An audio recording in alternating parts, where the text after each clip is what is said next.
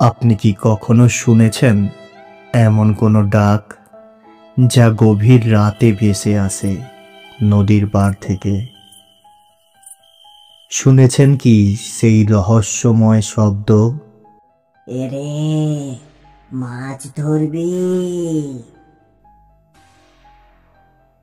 কিন্তু আপনি একা, চারপাশে কেউ নেই। যদি ভুল করে সাড়া দেন তাহলে আর ফিরে আসার পথ থাকবে না। আজকের গল্পে শুনবেন সেই ভয়ঙ্কর রহস্য যেটা আমার ঠাকুমা একদিন আমাদের বলেছিলেন। নমস্কার, আমি শুভ, আর আপনি শুনছেন অনুভূতিকা। আমাদের সঙ্গে থাকুন আর সাবধান হয়ে যান। মেছো ভূতের রহস্য।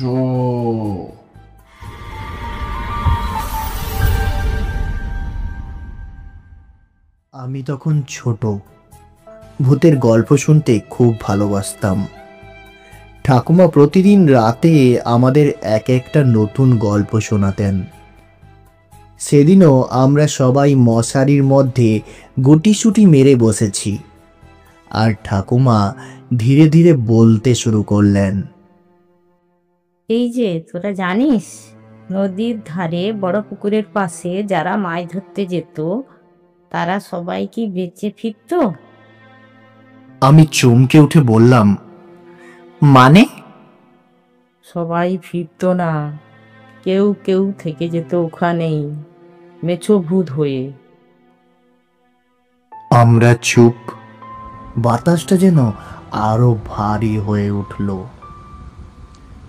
মেছভূত কেমন হয় ঠাকুমা? যারা মাছ ধরতে গিয়ে জলে ডুবে মারা যায় তারা হয় মেছো ভূত।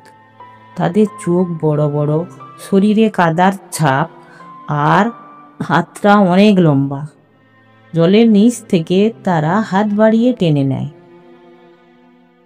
এই কথাটা শুনে আমার গলা শুকিয়ে আসছিল। তাও আমি জিজ্ঞেস করলাম, কিন্তু তারা কিভাবে ধরে?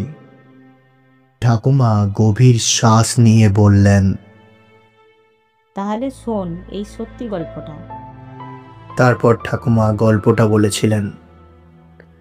গ্রামের এক কোণে ছিল এক পুরনো গভীর পুকুর। দিনের বেলায় সেখানে সবাই যায়, কিন্তু রাত হলে জায়গাটা যেন বদলে যায়। পুকুরের ধারে রাতের বেলায় একটা অদ্ভুত শব্দ শোনা যেত, যেন কেউ জলে নেমে মাছ ধরছে। একদিন রমেশ কাকা এই গল্প শুনে হেসে উড়িয়ে দিলেন। ভূত টুত কিছু হয় না, সব বাজে কথা।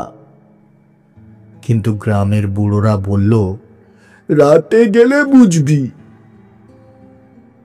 সেই রাতে রমেশ কাকা মাছ ধরার জাল নিয়ে পুকুরের ধারে গেলেন। চারপাশে নিস্তব্ধতা, কেবল ঝিঝি পোকার ডাক। পুকুরের জল নড়ছে, যেন কিছু একটা সাঁতার কাটছে। তখনই কানের কাছে একটা ফিস ফিস শব্দ শোনা গেল। রমেশ, মাছ ধরবি? রমেশ কাকা চমকে উঠে পিছনে তাকালেন। কেউ নেই। কে কে ওখানে? সাড়া নেই। তিনি ভাবলেন সব মনের ভুল। তারপর জাল ছুঁড়তে গেলেন, কিন্তু তখনই পায়ের নিচে কাদা নরম হয়ে গেল, আর কেউ যেন ঠান্ডা পিচ্ছিল হাত দিয়ে তার গোড়ালি চেপে ধরল। রমেশ কাকা পা টানলেন, কিন্তু নড়তে পারলেন না। পায়ের নিচে যেন জল আর কাদা একসঙ্গে ফুঁসছে। আবার সেই গলা, রমেশ, মাছ ধরবি? এবার রমেশ কাকা বুঝতে পারলেন এ আর কেউ নয়, মেছো ভূত। তিনি গলা ফাটিয়ে চিৎকার করলেন, কিন্তু তার শব্দ দূর পর্যন্ত পৌঁছালো না। পুকুরের জল ঘোলা হয়ে এলো, আর কিছুক্ষণের মধ্যেই তিনি জলের নিচে তলিয়ে গেলেন। সকালে লোকজন এসে দেখল রমেশ কাকার জাল পুকুরের ধারে ছড়ানো, কিন্তু তিনি নেই। অনেক খোঁজাখুঁজি করেও তার দেহ পাওয়া গেল না। সেই দিন থেকেই সেই পুকুরকে লোক এড়িয়ে চলতে লাগলো। রাতে কেউ আর সেখানে যায় না। তবে এখনো মাঝরাতে পুকুরের ধারে কেউ গেলে শোনা যায় সেই রহস্যময় গলা, এরে মাছ ধরবি? আপনি যদি কখনো নদী বা পুকুরের ধারে যান আর কোনো অচেনা গলা ডাক দেয়, তাহলে কখনোই সাড়া দেবেন না, কারণ আপনাকে কে ডাকছে আপনি জানেন তো।